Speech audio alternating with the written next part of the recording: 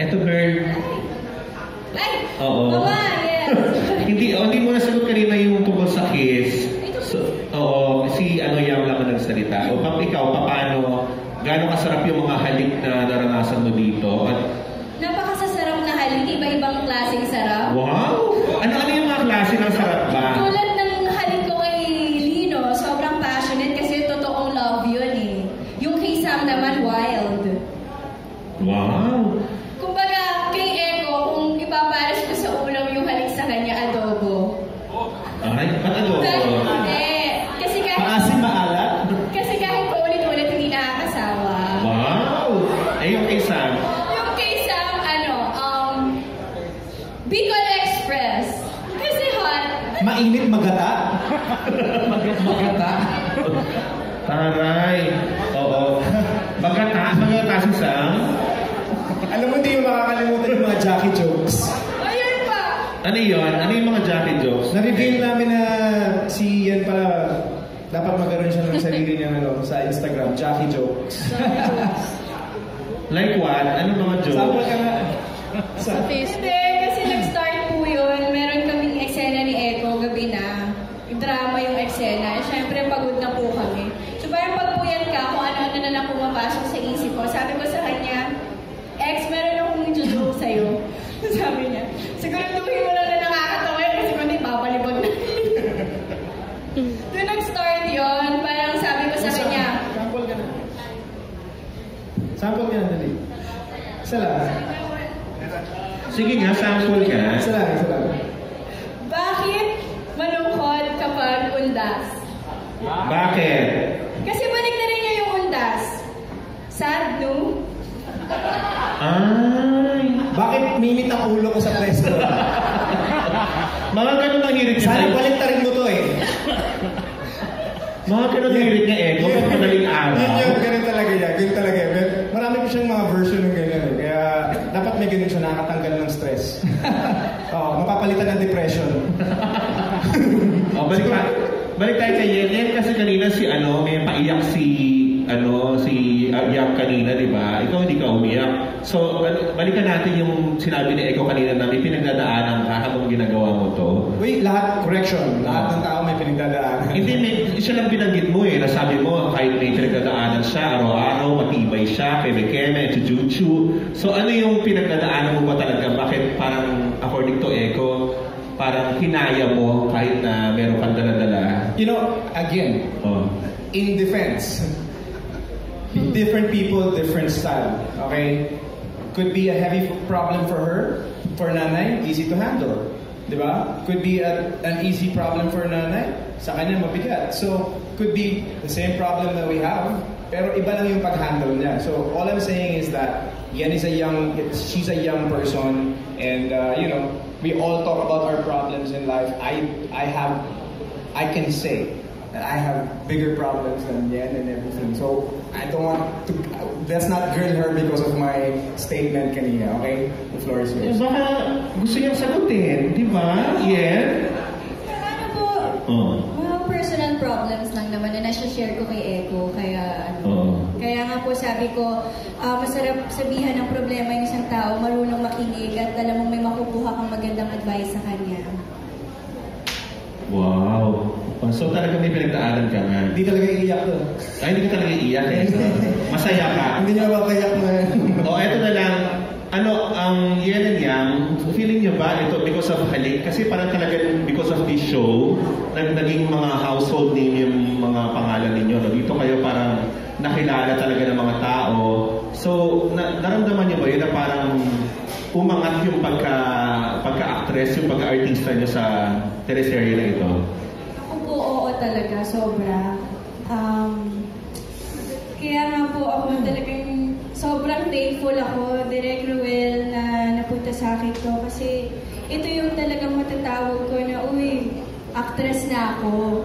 Kasi yung mga iba ko naman pong nagawa, parang hindi pa siya ganun ka-mature eh. Ito yung pinaka-challenging at pinaka-mature na nagawa kong role. And sabi ko nga, every time nalalabas na ako ng bahay, dati pangarap ko lang na sana magkaroon ako ng character na every time lalabas ako, yung character name ko yung itatawag sa akin. Pero nangyari po yun sa halik. Pag Kaya sobrang sarap po sa feeling na mapasama nga sa ganitong ka-successful na show. Thank you po. Wow, congrats. Ikaw naman yan, nanalo ka pong Best Actress dito, di ba? Taray! Oh, thank you. Nasaan? Eto ako. Ayun. Hello. Ayan. Siyempre, parang mas na-inspire ako lalo na pagbutihan yung trabaho ko. Ang hirap kasi, sobrang challenging i-portray ng role ni Jade. Very complex, very round character, very flawed. So, para sa akin, tinanggap ko yung challenge na yun for me to grow as an actress. And I've really learned a lot. What a journey it has been for me. Especially sa aking career. Tsaka understanding the craft.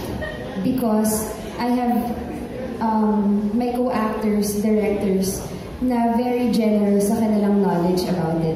So, ang dami ko talagang natutunan. And it humbles me also in a way. Kasi, parang, ang galing yung pag lumalabas ako, Jade na yung pangalan ko. Minsan, hindi nga nila ako tinatawag na Yam. Nakakalimutan na nila ako. Hindi nila, ano nga ang pangalan niya? Si Jade yan, si Jade.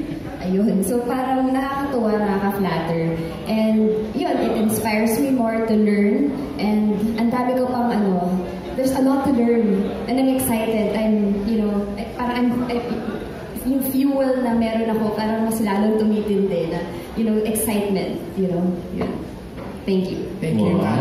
Congrats, girl. Thank you. Kay Eko naman. Eko, since pinuri mo na silang lahat halos kanina, di ba? Si Sam, nakalimutan. Oo, yun na nga. Since si Sam wala dito, sayang nga, hindi kayo kompleto. Ano naman yung... Sakit yung siya niya Oo nga. Parang ito rin yung show ni Sam na talagang sobrang lumevel up siya as an actor din, no?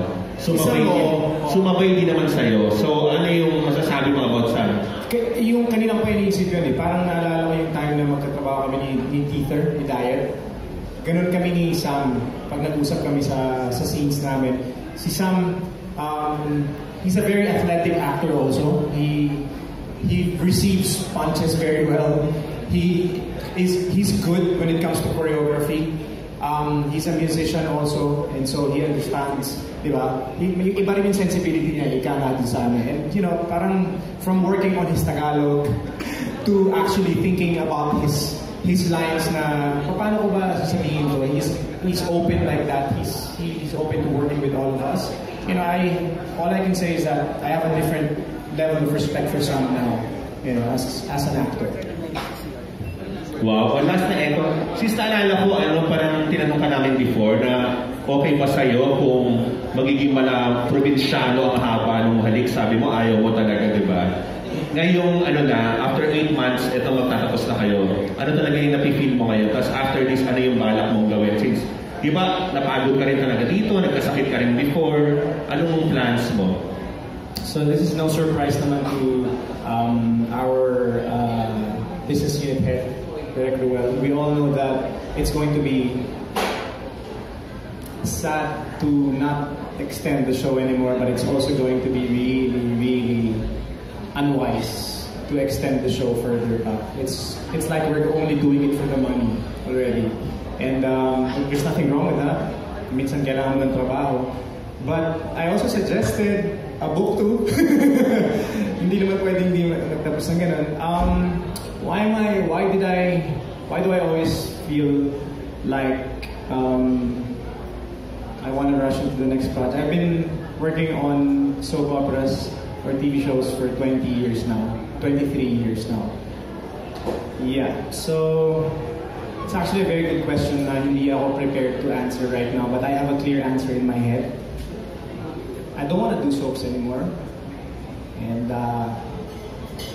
is that a problem for me? No. Do I want to stop TV? No. It's a time for me to challenge myself, to create something new for myself. And hopefully it works. So maybe it's a sign that you asked me that, because at least I can promise myself that I will graduate already from soap operas. But a different kind of TV show, why not? It's a world now of